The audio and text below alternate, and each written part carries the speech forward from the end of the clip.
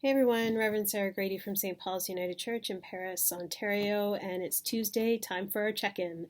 I hope everybody is doing well. We are so up and down, it seems, in the history of our world with what's happening around our coronavirus pandemic issues and whether we're allowed to go places and do things, but I hope that everybody is finding themselves still feeling as safe as they possibly can. And if there's questions, concerns, prayers that you need from us, things that you are unsure of, please feel free to continue to reach out to us. Let us know what those things might be here at St. Paul's. This past Sunday, we had a chance to gather for our third in-person worship here at St. Paul's.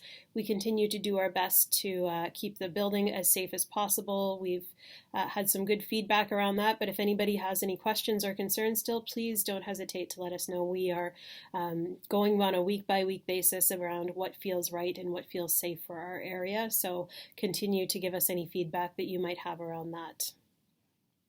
This past Sunday, we also chatted about the parable of the Good Samaritan. And for those who aren't familiar with that story, it's a parable that Jesus told this lawyer because he asked, "Who's my neighbor?" And Jesus gave the definition basically that anybody is your neighbor. Because there was a man who was going down from Jerusalem to Jericho, and on the way there he was beaten by robbers and stripped of everything. And two people who were religious officials actually came by and saw him and crossed to the other side of the road and didn't want to have anything to do with helping the poor man. And then a Samaritan man came by, not a Jewish man. So this man who was beaten and lying unconscious, actually, if he'd been aware, probably would have said, "I don't want your help." But the Samaritan saw somebody in need and his heart went out to them. And so he took this man and got him onto his donkey probably and took him to the nearest inn and gave the innkeeper there the money to take care of this man and see that he was looked after. And the story for Jesus is that everybody is our neighbor. Everybody who is in need is somebody that we should be a neighbor to.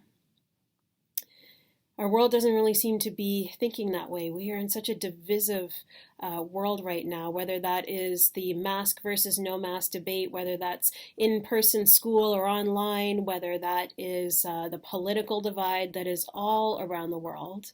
We are a world very much divided on so many things, but it's the common ground that we're looking to come towards. The chapter we're looking at this week is called Rivalry or Reconciliation, and I lean towards reconciliation because rivalry, what does it do for us? If the rivalry had been there in that Good Samaritan story, would that Samaritan man have helped the person beaten on the road? If they'd said, well, they don't help me, so I'm not going to help them.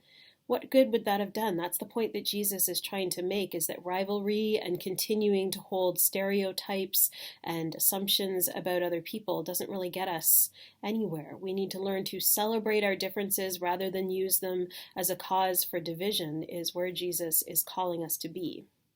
It's a pretty hard thing to do, but I take some heart in reading some positive stories that I've heard in the last little while, and some amazing things that have been happening. I loved actually this quote that's making the rounds on my social media feeds from Jacinda Ardern.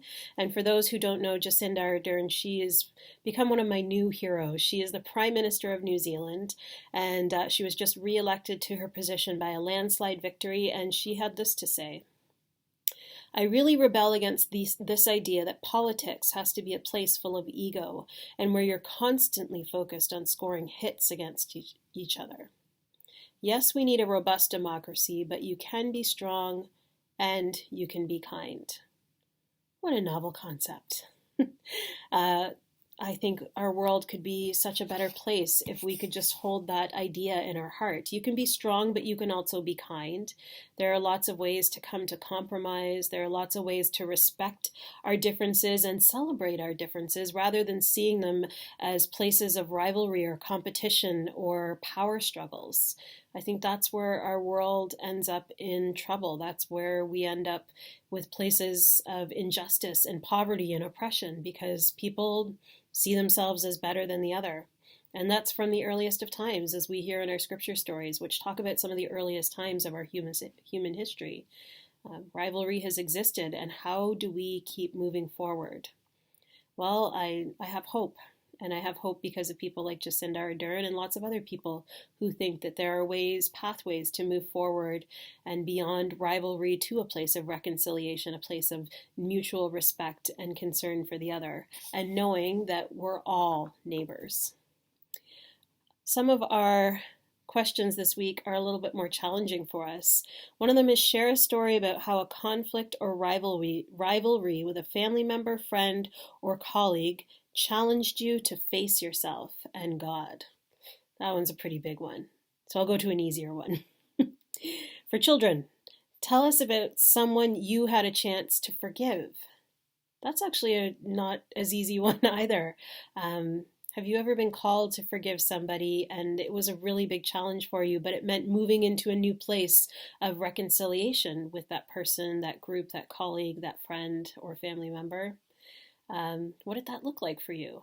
It's probably a pretty big challenge.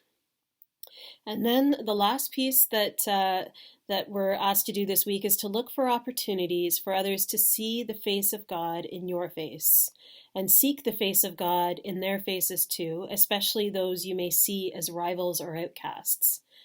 I got a funny image in my head thinking about this because we're all wearing masks when we're around one another, so it might be a little bit more challenging to see the face of God, but the eyes can be a very expressive thing. So if you see the face of God, to me, somebody wearing a mask is seeing the face of God, because that is care and respect and concern for me as well as for themselves when I see somebody else wearing a mask. So there's my example for this week. I wonder what yours is. And I hope that wherever you are this week, that you're doing great and feeling safe. And if there are things that are on your heart or mind, concerns, questions, things that you're wrestling with, give me a shout. Email on Facebook, comment on our Facebook post below and our YouTube channel. Let us know what are the questions that you have, and we hope to see you soon and get those questions answered in whatever way we can. I hope you're great, friends. Talk to you later.